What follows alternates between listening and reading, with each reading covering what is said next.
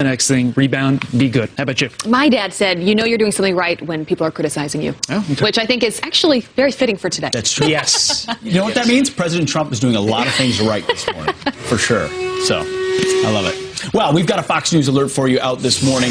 The Navy calling off the search for 7 missing sailors. U.S. officials telling Fox News their bodies have now been found inside the damaged destroyer. Ellison Barber live in Washington, D.C.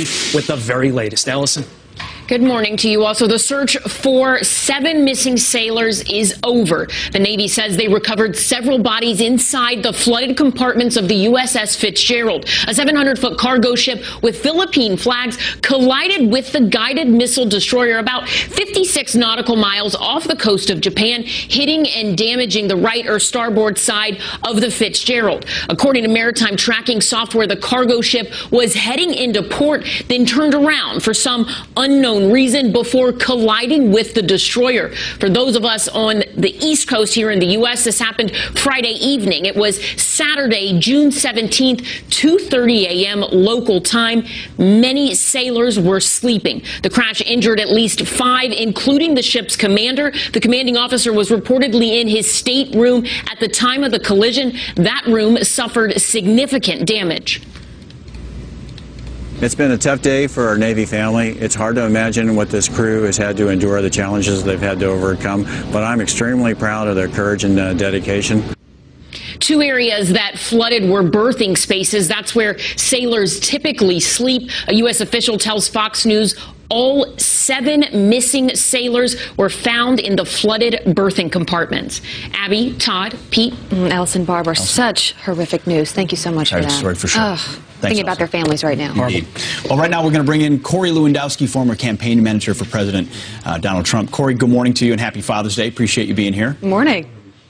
Thank you. Happy Father's Day. Indeed. Well, we know the president is up early this morning. He sent out a couple of tweets just minutes ago. We want to put on the screen and get you to respond to. He tweeted, "The Make America Great Again agenda is doing very well despite the distraction of, in capital letters, the witch hunt. Many new jobs, high business enthusiasm, massive regulation cuts, 36 new legislative bills signed, great new Supreme Court justice, and infrastructure, healthcare, and tax cuts in the works." He also tweeted just 1 minute ago about a new Rasmussen poll that we reported on this show, one of the most accurate in the 2016 election, just out with a Trump approval rating of 50%. That's higher than Obama's numbers, as the president says it. So, president's tweeting about his agenda, and I know you and others are frustrated about the lack of coverage of how much success he has had, but he mentioned the witch hunt, and there's been so much talk this week about this special counsel. Is Mueller conflicted? Should he be fired? Even recently, more talks about the Attorney General and certainly the Deputy Attorney General, Ron Rosenstein, whether he should recuse himself. Where are you on the best approach for this administration to take on this witch hunt that is trying to take down this president? Well, let me first say this. I think if you look at what the president's been able to accomplish in the first 10% of his administration, it has been unbelievably successful. His campaign had made a number of promises, and he's fulfilling those promises.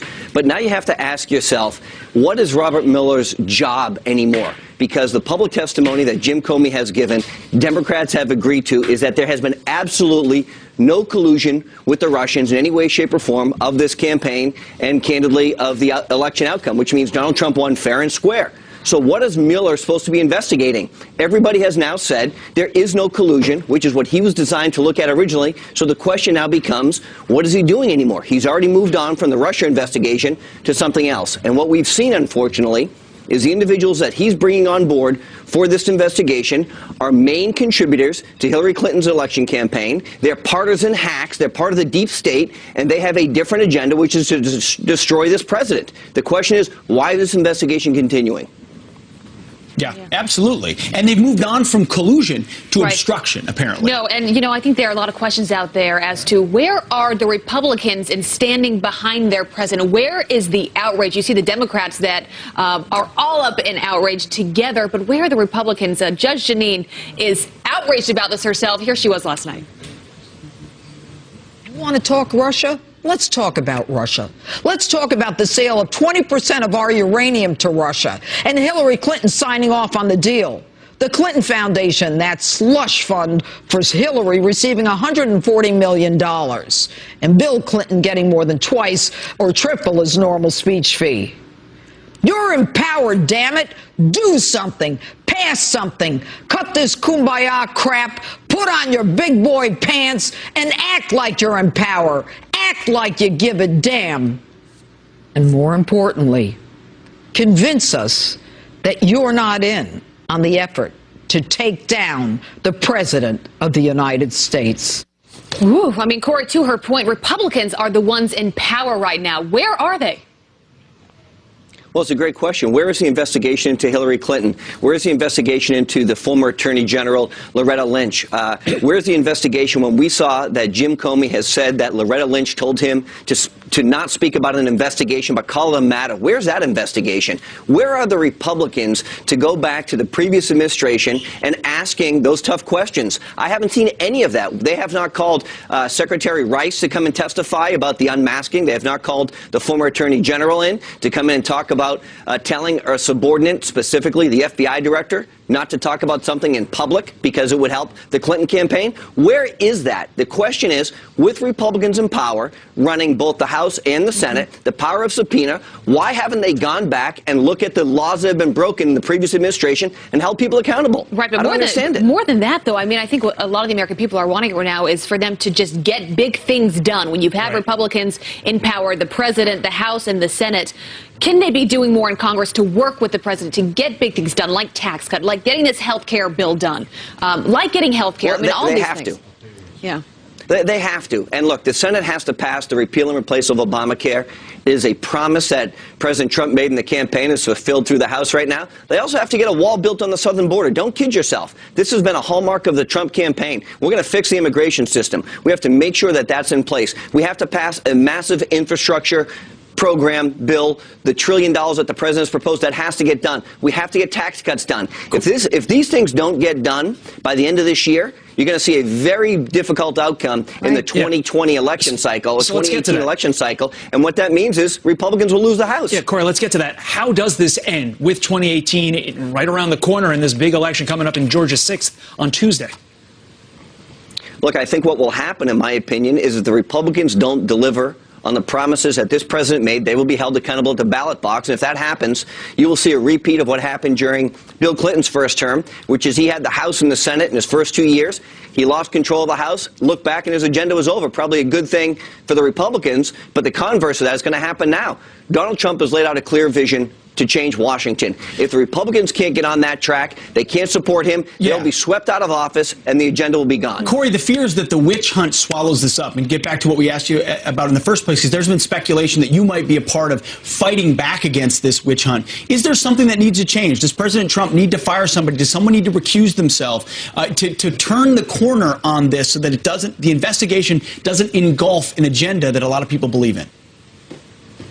Well, I think it's very important to know that, the president has begun. I saw just the other day hired another attorney to help with this matter internally. But what you have is you've got the full weight of the federal government and Mueller, who has all of the power of the Justice Department with nobody to report to. He's brought in 13 attorneys already, all part of the deep state, who've been giving money to Hillary Clinton. They're hiring more people. Are you saying Mueller should go? What is the purpose of this investigation? Are you saying Mueller should go? My question is, what is he doing there anymore? I don't even know what the purpose of his job is anymore. Look, if he doesn't have a role, he has nothing to investigate as it relates to Russia. What is he doing? No one knows the answer. He went from investigation of Russia to now what is obstruction of justice. And if you heard Ken Starr yesterday, he said it's unequivocal. There has been no obstruction of justice whatsoever. So what is Bob Mueller's job anymore other than to waste taxpayers' money, to take people who supported Hillary Clinton and go after Donald Trump to destroy the agenda that the American people voted for? I don't understand what his job is, and he can't justify it either. Well, Eric Bolling said this investigation could cost upwards of $100 million. Getting to that money point, taxpayer money. Unreal. Corey, good to have you with us this morning. Thanks, Corey. Appreciate it. Have a great day. Thank you.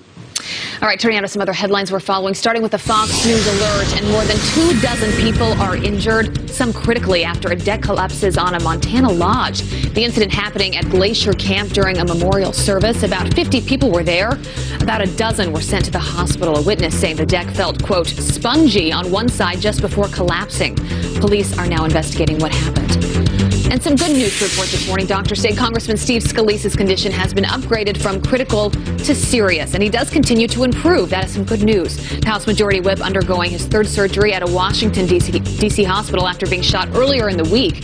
The hospital says Scalise has been able to speak with his family and friends. 3 other people, of course, were shot when James Hodgkinson opened fire at a GOP baseball practice in Alexandria earlier last week. And a drone saves the day when 2 hikers and their dog got stuck on a mountain. Authorities say the hikers and their yellow lab accidentally wandered off a trail in Pike National Forest in Colorado. They called police, and once they realized they were lost, I guess they called police to get help. The search and rescue team used the drone to find them. Unreal what technology can do today. Wow, this can save lives. It sure does. Well, first he refused to stand up for our national anthem. Now, disgraced 49ers quarterback Colin Kaepernick is back to attacking the police. His latest shot has him comparing cops to slaveholders. Plus, James Comey had no problem having his memos leaked to the press. Now our next guest says the public has a right to see them too.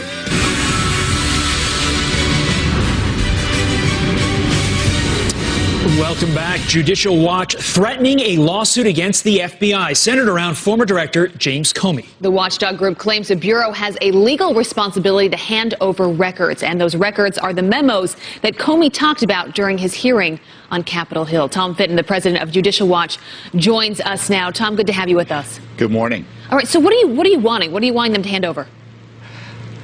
Well, we want them to make sure that they have all the records they should have. I mean, the initial concern is that Mr. Comey made these notes or made these memos and then took them. They weren't his to take. And when a federal agency loses records like this, when someone takes records improperly or illegally, the agency has obligations under the law. They need to notify the National Archivist, the federal official responsible for federal records, and they need to initiate action with the Justice Department. And so we're also asking separately for the Comey memos under FOIA, but if they don't have them, we can't get them. And we're concerned he took other records with him as well, and the agency has a responsibility to get them. If they don't, we're going to sue. Have you heard a response yet? No, they haven't responded to us. Obviously, they've been ignoring requests for the Comey memos generally. They've been telling other requesters in the media, for instance, that now they're part of a law enforcement investigation. Well, isn't that convenient? You know, this FBI has been protecting Mr. Comey. They initiated the investigation against President Trump, reportedly, right after he was fired. And isn't it convenient that these memos that supposedly make Trump look bad are now being withheld from the American people, and we're allowed to walk out the door by current FBI leadership, evidently, with Mr. Comey? All right, let's listen right now to what James Comey revealed. I asked a friend of mine to share the content of the memo with a reporter. Didn't do it myself for a variety of reasons, but I asked him to because I thought that might prompt the appointment of a special counsel. Who was that? A good friend of mine who's a professor at Columbia Law School. See, based upon what you just heard, any argument for attorney-client privilege is gone because he released it. That begs the question specifically, how do you respond to the argument that these were James Comey's personal notes and he can do whatever he wants with his personal notes? Well, it looks like he wrote them on FBI computers. He did it as an FBI director, and he did it about government business. There's no doubt, in my view, that they're federal records and they should be kept by the FBI. And my concern is there are other records out there. You know, and this is what's outrageous and scandalous about it. So James Comey is allowed to get this government document away from the government and then have it read in part to the New York Times. But it's withheld from the media and Judicial Watch, and we're in federal court now trying to get these records that are being read to the New York Times. This is a real problem, and if I were the president, I would order the agencies to make sure they have all the records and release them pursuant to law and stop asserting these fraudulent privileges to keep them away from the American people, frankly, in order to make the president look bad, but certainly to protect the bureaucrats like Mr. Comey, who did something improper by taking records he had no business taking. Well, we will see where all of this goes. Tom Fitton, thanks for being with us this morning. Keep us posted. You're welcome. Tom, thanks. The Motor City madman, Ted Nugent, says he's ready to tone down his rhetoric. Huh? What? Who? And he's hoping his liberal counterparts follow his lead. We'll debate it coming up, and Ted Nugent will be here live as well. Plus, Amazon is set to buy Whole Foods. Some quick headlines now. We may soon find out when the Supreme Court will review the case against the president's travel order. The High Court could decide to hear it by the end of the week and are expected to be fully briefed on it before their term ends later this month. The Justice Department asking the bench to lift blockades by 2 lower courts on the travel halt from 6 potentially dangerous Middle East countries in order to put more strict vetting rules into effect. And all eyes will be on Georgia this Tuesday. Republican Karen Handel and Democrat John Ossoff battling it out in the state's special election to fill the House seat left vacant by Health and Human Services Secretary Tom Price. Democrats raising a record $23 million for the race, calling it a referendum on President Trump. And if all things go according to plan, we'll be down there at a diner the morning of the election. We'll be watching. All right, Amazon's bold bid to buy Whole Foods, bringing its liberal billionaire founder Jeff Bezos face-to-face with a familiar critic. He thinks I would go after him for antitrust because he's got a huge antitrust problem because he's controlling so much. Amazon is controlling so much of what they're doing. He's using the Washington Post, which is peanuts. He's using that for political purposes to save Amazon in terms of taxes and in terms of antitrust. So is this the exact kind of deal the president needs to break up? Here to weigh in, host of Making Money on FBN, Charles Payne. Charles, happy Father's Day. Thank you very much. Thanks for being with us. Thanks. Same to everyone else. Yeah, what are your thoughts? I mean, this is a huge deal, obviously. It is a huge deal. Breaking it up will be sort of awkward and complicated in the sense that Whole Foods is not in the top 3 supermarkets in the country or food sellers in the country. But I tell you what was interesting. Kroger stock, which is the largest pure grocer out there, lost 28% this week. Friday, Walmart was crushed. Costco was crushed. Anyone that sells groceries are crushed. And by the way, so were the food makers. They were crushed. Here's my problem with this and what I'm concerned about. You know, and it reminds me of Orwell. Big Brother may turn out to be big 3 companies, Amazon, Facebook, and Google. They have acquired so much power and knowledge over us. In fact, to be quite frank with you, to a degree, they know us better than we know ourselves. At one point, Amazon will send things to your house that you didn't order. But when you get it, you'll keep it because they knew you wanted it. So the power here is the distribution network that Amazon brings to bear to a food seller. And the fear is that through that, they'll crowd out others and create opportunity that don't exist. The power is the tentacles into our homes, into our minds, and into our into our actually being able to manipulate us. That's where the power is. And groceries, obviously, we all eat. That's just another tentacle for Amazon in this particular case. So if you say on a pure business point of view, if they try to break it up, it may be difficult. I don't know, but there's another issue going on here. And it's different because, we're afraid of Big Brother, NSA, and those kind of things. At least there are sort of checks and balances there. With this other stuff, we have given them so much of our information voluntarily. I can tell you right now, Alexa's not coming to my house. I can tell you right now. You almost have to take your own personal measures to prevent it. Yeah, so people really should be afraid of the power that these companies have, these 3 specific companies, particularly Amazon, have. And it's a power ultimately to also move you, to manipulate you, to push you in certain areas, to make you think a certain way. But Charles, also taking a step back for a moment, we've seen what the Amazonation, I'm making up a word there, did to retail. I mean, department stores suffering right now. And you mentioned those stocks dropping in the food area. This could be the beginning of the end for your neighborhood grocer. It could be. It certainly could be. And you could almost argue that the beginning and the end began a long time ago. Look at your neighborhood bookseller, the few that are still around. Right. So we've seen the model applied in many different areas already. So that part we know is they're going to turn this whole thing upside down. They're so big and so powerful, they'll be able to cut prices, which they'll argue in the court to say, hey, we're going to do a favor for the consumer. And that's going to be to their advantage until they put everyone out of business, and then there won't be any competition. So it is Father's Day. Yeah. Charles, you are a dad. You are a grandfather. You have a wonderful family.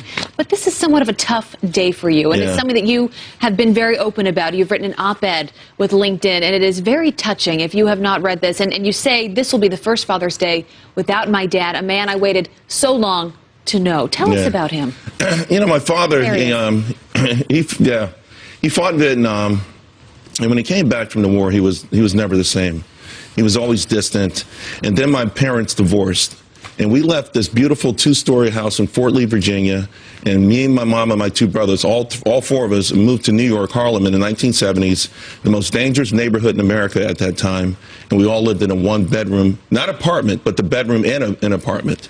And it was a tough go of it. And it made me a very bitter person. And it took me a long time until last year. My mom passed away on May 31st. My father came up for the funeral, and he spoke. And then he came to my house the next day, and he talked about. It was the first time he ever told us about his adventures in Vietnam, and a couple of times going out and being the only person to survive. 2 times it happened to him, and after that, he just never learned to. He never wanted to love or trust or anything, and it was tough. It was really tough, and I don't know. There was nothing wrong with him, and then he just passed away 2 weeks after Father's Day. But I called him up last year, Father's Day, and initially he was bitter when I picked up the phone. And then as the call went on, we both sort of felt the love. And I was so looking forward to getting to know him in a different way than I had known him in my life. So, my message is to people, first of all, the fathers, be dads out there as much as you can, but also to the children. Give your dad a break. Please. Not really. I mean, I kind of wish I reached out to him. Obviously, I wish I reached out to him a lot sooner. And I wish it didn't take the death of my mom to find out how much he really loved us and how much pain he was going through all those years. Well, Charles, he must be so proud of you. And he brought you into this world, and we are grateful for that. Thank you very much. Beautiful words. I suppose if they go to your Twitter feed or elsewhere, they can find CB Payne, it's on there. CB Payne. It's powerful. Thank you for opening Thanks a lot, up about guys. it, Charles. Thank you, Charles. You're good. Happy Father's Day. Yeah. All right. Well, now to a serious Fox News alert. 7 U.S. soldiers hurt during another insider attack in Afghanistan. So what should we do in that country? General Jack Keane tells us about his plan next. Plus, it is more than just a tropical paradise. People who live in Hawaii could be getting a guarantee that they'll get paid. Is that a good idea? I want to move there. Look how pretty that looks. And is Clark Griswold the best father in film? Yes. Our movie critic has his list. No doubt. What do you think that is? Kevin McCarthy, straight ahead.